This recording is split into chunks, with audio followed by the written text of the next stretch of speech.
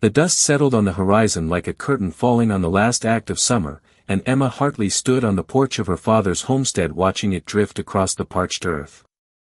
Her hands were rough from work, her dress faded from too many washings in the creek, but her eyes held a fire that no amount of hardship could extinguish.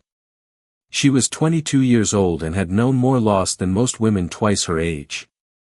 Her mother had died giving birth to her younger brother, who followed their mother to the grave before his first birthday. Her father, a gentleman with dreams bigger than his small plot of land could support, had worked himself into an early grave just 3 months prior. Now Emma stood alone on 40 acres of struggling soil, watching the world move on without her. The letter had arrived that morning, delivered by a nervous young man who wouldn't meet her eyes as he handed it over. She didn't need to open it to know what it contained. She'd heard the rumors in town, seen the way people looked at her with pity mixed with resignation. The bank was calling in her father's debts, and without the money to pay them, she would lose everything. The land, the house, the small barn where their 2 remaining horses stood in the shadows seeking relief from the relentless sun. Everything her father had built, every drop of sweat he'd poured into this unforgiving ground, would be gone. She finally opened the envelope with trembling fingers, though she already knew its contents would break her heart. The words swam before her eyes, formal and cold. 30 days. She had 30 days to come up with $600 or vacate the property. $600 might as well have been $6,000. She had $43 hidden in a tin beneath the floorboards, money she'd saved from selling eggs and doing mending work for the women in town. It wasn't nearly enough, and there was no way to bridge that impossible gap. That evening, as the sun painted the sky in shades of crimson and gold, Emma sat on the porch steps and allowed herself the luxury of tears. She cried for her father, for the dreams that had died with him, for the mother she'd never known, and for herself. She cried until there were no more tears left, until her eyes were dry and burning, until the stars emerged one by one in the vast expanse above her. When she finally rose to go inside, her legs were stiff and her heart felt like lead in her chest, but something had hardened inside her. She would not give up without a fight. The next morning, Emma rode into Redemption Creek, the nearest town and the place where her fate would be decided. The main street was busy with the usual commerce of frontier life. Cowboys lounged outside the saloon, their horses tied to the hitching posts, while women in their best dresses moved between the general store and the milliner's shop. Emma dismounted in front of the bank, an imposing brick building that seemed to loom over the wooden structures around it like a judge presiding over a courtroom. Inside, the bank manager, Mr. Quincy, looked up from his desk with poorly concealed discomfort. He was a thin man with spectacles that constantly slid down his narrow nose, and he'd known Emma's father for 15 years. That made this conversation all the more painful for both of them. "Miss Hartley," he began, pushing his spectacles up with one finger. "I received your message. I'm afraid there's nothing I can do about the loan. The bank's policy is quite clear on these matters." Emma stood before his desk, her back straight and her chin raised. "Mr. Quincy, my father paid on that loan faithfully for 10 years. He never missed a payment until he fell ill. Surely that counts for something." Quincy sighed and shuffled the papers on his desk. "It does count for something, Miss Hartley. It counts for the fact that I've given you 3 months already since your father's passing. But the bank has investors to answer to, and they're calling in debts across the territory. I have no choice in this matter." "There's always a choice," Emma said quietly. "You could extend the deadline. Give me 6 months, a year. I'll work day and night. I'll find a way to pay." Quincy removed his spectacles and rubbed his eyes. "And what would you use for collateral, Miss Hartley? The land is already mortgaged. You have no livestock to speak of, no crops that could bring in that kind of money. I'm sorry, but the numbers simply don't work." Emma felt the walls closing in around her. "So that's it? You'll just take everything my father built? Turn me out with nowhere to go?" "The bank will auction the property," Quincy said, replacing his spectacles. "You'll receive any proceeds above the debt, which should give you something to start fresh somewhere else. That land is my home, Emma said, her voice breaking despite her determination to stay strong. It's all I have left of my family. Please, Mr. Quincy. There must be something. Before Quincy could respond, the door to his office opened and a man walked in without knocking. Emma turned and found herself looking up at someone she'd seen before but never spoken to. Colton Rains stood well over 6 feet tall, with shoulders that seemed to fill the doorway. He wore a black suit that probably cost more than Emma's entire wardrobe, and his boots were polished to a shine that seemed almost indecent in a land where dust was a fact of life. His face was weathered by sun and wind, handsome in a hard sort of way, with gray eyes that seemed to take in everything at once. Mr. Rains, Quincy said, standing so quickly his chair nearly fell backward. I wasn't expecting you until this afternoon. Plans changed, Rains said, his voice deep and measured. His gaze shifted to Emma and held there for a moment longer than was strictly polite. I'm interrupting. Not at all, Quincy said hastily. Miss Hartley was just leaving. Emma bristled at being dismissed so easily. I wasn't finished. Rains stepped further into the room, and Emma caught the scent of tobacco and leather. You're Jonas Hartley's daughter, he said. It wasn't a question. I am. I knew your father. He was a good man. Stubborn, but honest. Rains turned to Quincy. Is this about the mortgage on the Hartley place? Quincy shifted uncomfortably.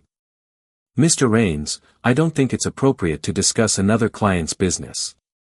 I'm interested in that property, Rains said, as if Quincy hadn't spoken. I've been interested in it for some time. The creek that runs through it borders my northern pasture. Would make sense to consolidate those parcels. Emma felt her stomach drop. Of course. That's what this was really about. Colton Rains owned the biggest ranch in 3 counties, a sprawling empire of cattle and land that seemed to grow larger every year. Men like him were always looking to expand, and her father's 40 acres, modest as they were, occupied a strategic position. The property will be going to auction, Quincy said carefully. But I'm sure you'll have no trouble acquiring it if that's your wish. An auction seems unnecessary, Rains said. He pulled a leather wallet from his jacket and removed several bills, counting them out onto Quincy's desk. $600. That covers the mortgage, doesn't it? Emma stared at the money, more cash than she'd ever seen in one place. Quincy looked equally stunned. Mr. Rains, I don't understand. Are you purchasing the property? No, Rains said, turning to face Emma fully. His gray eyes were unreadable. I'm paying off Miss Hartley's debt. The land remains hers. Emma found her voice, though it came out sharper than she intended. I don't want your charity. Something flickered in Rains's expression, almost like amusement. It's not charity. It's a business proposition. What kind of proposition? Emma asked, though part of her was afraid to hear the answer. Rains was quiet for a moment, studying her face as if trying to read something written there. Marry me, he said finally. Become my wife, and your debt is cleared. Your land stays in your name. You'll have security, a proper home, everything you need. The room seemed to tilt sideways. Emma gripped the edge of Quincy's desk to steady herself. You can't be serious. I'm completely serious, Rains said. I'm 40 years old, Miss Hartley. I've built an empire from nothing, but I did it alone. I have no family, no heirs. I need a wife, and you need financial security. It's a practical arrangement that benefits us both. Emma felt heat rising in her cheeks, a mixture of anger and humiliation. You think you can just buy a wife like you'd buy cattle? I think, Rains said slowly, that we're both practical people facing practical problems. I'm not offering romance or poetry. I'm offering a solution. I don't even know you, Emma said, her voice rising. You're a stranger who walks into a bank and expects me to just agree to marry you because you can write a check. What kind of woman do you think I am? I think you're the kind of woman who stood in this office 5 minutes ago begging for a chance to save her home, Raines said, and though his words were blunt, his tone wasn't cruel. I think you're your father's daughter, which means you're proud and hardworking and too stubborn to ask for help even when you need it. I think you'd rather die than lose that land, but you're running out of options. I'm offering you one. Emma wanted to throw his words back in his face, wanted to tell him to take his money and his insulting proposal and leave her alone. But the truth of what he said stopped her cold. She was out of options. In 30 days, she'd have nothing. No home, no land, no future. Just the clothes on her back and $43 to her name. This is insane, she whispered. Maybe, Raines agreed. But sometimes insane is all we have left. Quincy had been watching this exchange with increasing discomfort, and now he cleared his throat. Perhaps Miss Hartley would like some time to consider this proposal. No, Emma said sharply. She looked up at Raines, this stranger who held her future in his hands. If I agree to this, what exactly would you expect from me? I'd expect you to run my household, Raines said. Manage the domestic staff, handle the social obligations that come with my position. In return, you'd have a comfortable life, nice clothes, good food. Your land would remain yours, held in trust. If anything happens to me, you'd inherit the ranch. And if I want to leave? Emma asked. If I decide I can't bear being married to a man I don't love? Something dark crossed Raines's face. Then you'd leave with nothing but your land. But I'd ask that you give it an honest try first. 1 year. If after that time you're truly miserable, we can discuss an annulment. It was a devil's bargain, but what choice did she have? Emma thought of her father's grave in the small cemetery behind the house, thought of all the years he'd poured into that land. She thought of the alternative, of being homeless and penniless in a territory that had little mercy for women in her position. I need one condition, she said finally. Raines waited. I keep working my father's land. I won't abandon it to sit in a big house playing lady of the manor. That land was his dream, and I'll see it thrive if it kills me. Raines considered this for a long moment. Agreed. But you'll accept help from my ranch hands when you need it. Pride won't plow fields or mend fences. Emma extended her hand, and Raines took it. His grip was firm and warm, the handshake of someone sealing a business deal. Which, she supposed, was exactly what this was. Then I accept your proposal, Mr. Raines, she said, forcing the words past the lump in her throat. Colton, he corrected gently. If we're going to be married, you should probably call me Colton. 3 weeks later, Emma stood in the small church in Redemption Creek wearing a dress that Colton had insisted on buying for her. It was cream-colored silk with delicate lace at the collar and sleeves, finer than anything she'd ever worn. She felt like a fraud standing there, like a little girl playing dress-up in her mother's clothes. The church was nearly empty. Colton had invited his ranch foreman and a few of his business associates. Emma had no one. Her few friends from town had heard about the arrangement and responded with a mixture of envy and judgment that made her want to avoid them altogether. The ceremony was brief and devoid of sentiment. The preacher, Reverend Michaels, seemed uncomfortable with the whole affair but performed his duty faithfully. When he asked if Emma took Colton to be her lawfully wedded husband, she said, "I do," in a voice that sounded like it belonged to someone else. Colton's response was equally flat, equally businesslike. When the Reverend pronounced them man and wife, Colton leaned in and kissed her cheek, a gesture so brief and chaste it barely counted as contact at all. The reception afterward was held at Colton's ranch, a sprawling property called the Double R that made Emma's 40 acres look like a postage stamp. The main house was a massive 2-story structure with a wide porch that wrapped around 3 sides and tall windows that gleamed in the afternoon sun. Inside, the rooms were furnished with a mixture of rustic practicality and unexpected elegance. There were paintings on the walls, thick carpets on the floors, and furniture that looked both expensive and comfortable. Emma moved through the reception like a ghost, accepting congratulations from people she didn't know, smiling until her face hurt. Colton stayed nearby, occasionally placing a hand on her elbow or the small of her back in a show of husbandly attention, but his touch was always brief, always respectful of the boundaries they'd established. That night, Colton showed her to a bedroom at the end of the upstairs hallway. It was a beautiful room with a four-poster bed, a wardrobe filled with clothes he'd had made for her, and windows that looked out over the rolling hills of his property. "This is your room," he said, standing in the doorway. "Mine is across the hall.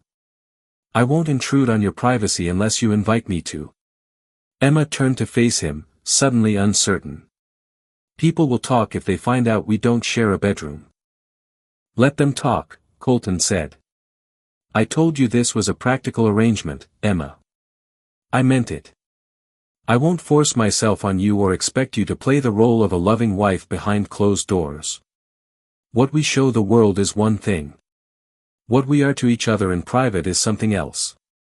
He left her alone then, and Emma sat on the edge of the enormous bed feeling more lost than she'd felt since her father died.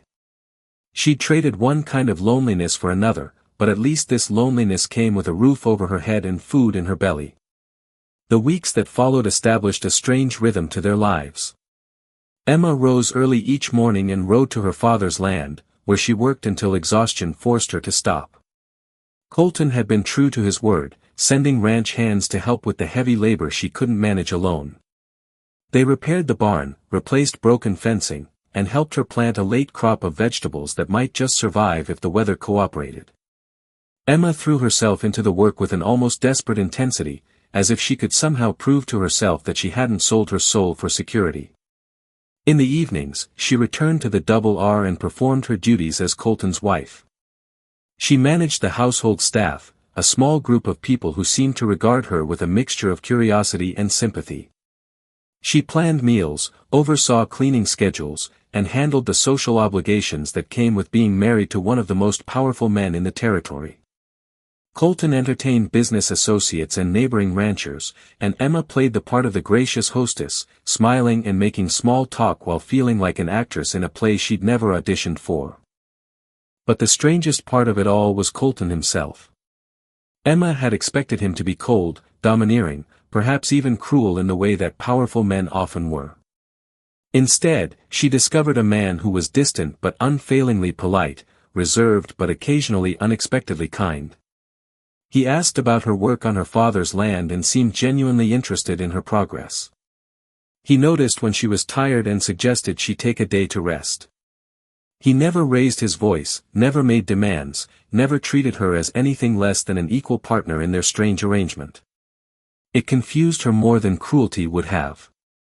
3 months into their marriage, Emma found herself in the ranch's extensive library, a room she'd been gradually claiming as her own refuge. Colton found her there late one evening, curled up in a leather chair with a book of poetry her father had loved. "May I join you?" he asked from the doorway. Emma nodded, and he settled into the chair across from hers. For a while, they sat in companionable silence, the only sound the ticking of the mantel clock and the occasional pop from the fire burning in the hearth. "Why did you really ask me to marry you?" Emma asked suddenly. "And don't say it was just practical. You could have any woman in 3 counties. Why someone you had to buy?" Colton was quiet for so long that Emma thought he might not answer. When he finally spoke, his voice was softer than she'd ever heard it. "I told you I built all this alone," he said, gesturing vaguely at the room and, by extension, everything beyond it. "What I didn't tell you was why. I was married once before, when I was young and foolish and thought love was enough to survive on. Her name was Catherine, and she was the most beautiful thing I'd ever seen. We were poor as dirt, living in a one-room cabin and barely scraping by. I promised her I'd build her a palace, give her everything she deserved. I worked 20 hours a day, 7 days a week. And while I was working, she was dying." Emma felt her breath catch. "What happened?" "Consumption," Colton said flatly. "By the time I noticed she was sick, it was too late to save her. She died in that one-room cabin, never seeing any of the things I'd promised her. I built all this afterward, spent 20 years turning myself into the man I'd promised to be. But there was no one to share it with, and I realized I didn't want someone to share it with. I wanted someone who needed security as much as I needed purpose. Someone who wouldn't expect love I didn't know how to give anymore. Emma set her book aside and leaned forward. That's the saddest thing I've ever heard. Colton shrugged. It's honest. I saw you in that bank, fighting so hard for something that mattered to you, and I recognized something of myself in you. Stubbornness, maybe. Pride. A refusal to give up even when the odds were impossible. I thought we might understand each other, even if we never loved each other. But don't you want more than understanding? Emma asked. Don't you want to feel alive again? I'm not sure I remember how, Colton admitted. Something shifted in Emma's chest, a softening toward this man who'd bought her hand in marriage but offered her nothing but respect and distance. She saw him differently now, not as a wealthy rancher who could buy anything he wanted, but as a lonely man who'd buried his heart with his first wife and never dug it back up. Over the following months, Emma and Colton grew closer in small, almost imperceptible ways. They began having dinner together every evening, talking about the day's work and the challenges they faced. Colton asked Emma to accompany him on rides across the ranch, showing her the scope of what he'd built and explaining his plans for the future. Emma found herself confiding in him, sharing stories about her father and the dreams he'd held for their small plot of land. They still maintained separate bedrooms, still kept a careful distance between them, but the walls were coming down brick by brick. It was late spring when everything changed. Emma had been working on her father's land all day, planting a garden and repairing a section of fence that had come down during a storm. She was exhausted and covered in dirt, but there was a satisfaction in the work that filled something deep inside her. As she rode back toward the Double R, she saw smoke rising from beyond the hills. Her blood turned to ice. That was coming from the direction of the ranch. Emma kicked her horse into a gallop, racing toward the smoke with her heart hammering in her chest.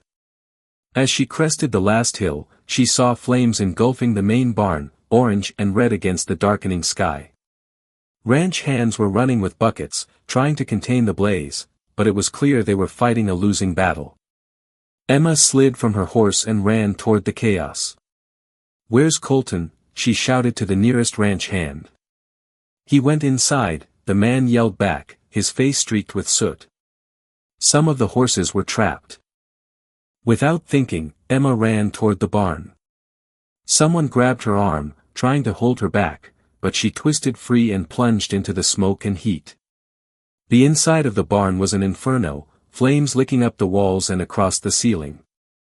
Horses screamed in terror, and Emma could barely see through the thick smoke that burned her lungs and stung her eyes. "Colton," she screamed. "Colton, where are you?" She found him in one of the stalls, trying to calm a panicked mare. His face was black with soot, his shirt torn and singed. When he saw Emma, his expression went from determined to furious in an instant. "Get out," he roared over the sound of the fire. "Get out now. Not without you." Emma grabbed the mare's halter and helped Colton lead the terrified animal toward the door. They got the horse outside just as a section of the roof collapsed behind them, sending up a shower of sparks and burning debris. They stood gasping for air, watching the barn burn, and Emma realized she was shaking uncontrollably. Colton's hands were on her shoulders, his eyes searching her face with an intensity that made her breath catch for reasons that had nothing to do with the smoke. "What were you thinking?" he demanded. "You could have been killed. So could you." Emma shot back. "Did you really think I was going to stand outside and watch you die in there?" Something changed in Colton's expression, the carefully maintained distance crumbling away. "Why not? It's not like this is a real marriage. It's just a business arrangement, remember?" Emma stared at him, soot-covered and angry and more alive than she'd ever seen him, and realized the truth had been creeping up on her for months. "It stopped being just business a long time ago," she said quietly. "At least for me." Colton's hands tightened on her shoulders, then slid up to cup her face. "Emma," he said, and her name on his lips sounded like a prayer and a question all at once. She answered by rising on her toes and kissing him, tasting smoke and ash and something that felt like coming home. Colton kissed her back with a desperation that spoke of 20 years of loneliness, of walls finally coming down, of a heart that had been frozen beginning to thaw. When they finally pulled apart, both breathing hard, Emma could see tears cutting tracks through the soot on his face. "I don't know how to do this," he said hoarsely. "I don't know how to let someone in again." "Then we'll figure it out together," Emma said, taking his hands in hers. "One day at a time. One moment at a time." The barn burned to ashes that night, taking with it a dozen head of cattle and nearly costing them both their lives. But from those ashes, something new began to grow. Colton and Emma rebuilt the barn together, working side by side in the heat and dust. They moved Emma's things into Colton's bedroom, a symbolic joining that felt more significant than the ceremony in the church had been. They learned each other's rhythms, each other's fears and dreams and secret sorrows. It wasn't always easy. Colton had spent 2 decades building walls around his heart, and they didn't come down all at once. Emma had her own demons, her own grief over her father and the life she'd lost. But they worked at it the way they worked at everything else, with stubbornness and determination and a growing tenderness that surprised them both. Emma continued working her father's land, and with Colton's help and resources, she turned it into something her father would have been proud of. The crops flourished, the barn was repaired and painted, and the small homestead became a symbol of what could be accomplished with persistence and love. 2 years after their wedding, Emma stood on the porch of her father's house, one hand resting on her swollen belly, watching Colton repair a section of fence in the distance. The land was green and thriving, the house had been expanded and improved, and everything her father had dreamed of had finally come to fruition. But more than that, Emma had found something she'd never expected to have: love, real and deep and worth every moment of uncertainty and fear it had taken to get here. Colton looked up from his work and saw her watching. He smiled, a genuine expression of joy that had become more common over the past 2 years, and started walking toward her. Emma met him halfway, and they stood together in the golden afternoon light, 2 stubborn souls who'd found each other in the midst of loss and learned that sometimes the best things in life come from the most unexpected places. "Do you regret it?" Colton asked, pulling her close. "Marrying a stranger to save your land?" Emma looked up at him, at this man who'd offered her a business arrangement and given her so much more. "Not for a single moment," she said. "Though I do regret not realizing sooner that I was falling in love with my husband." "Better late than never," Colton said, and kissed her as the sun set over the land they'd fought for, the home they'd built together, and the future that stretched out before them full of promise and possibility. The Wild West was a hard land that demanded everything from those who tried to tame it, but it also taught an important lesson: sometimes the things worth having were the things you had to fight for, and sometimes the greatest treasures came in the most unexpected packages. As Emma stood there in Colton's arms, feeling their child move inside her and watching the shadows lengthen across the land her father had loved, she understood that she'd saved more than her home that day in the bank. She'd saved herself, found her future, and discovered that even the most practical arrangements could transform into something beautiful when 2 people were brave enough to let down their walls and let each other in.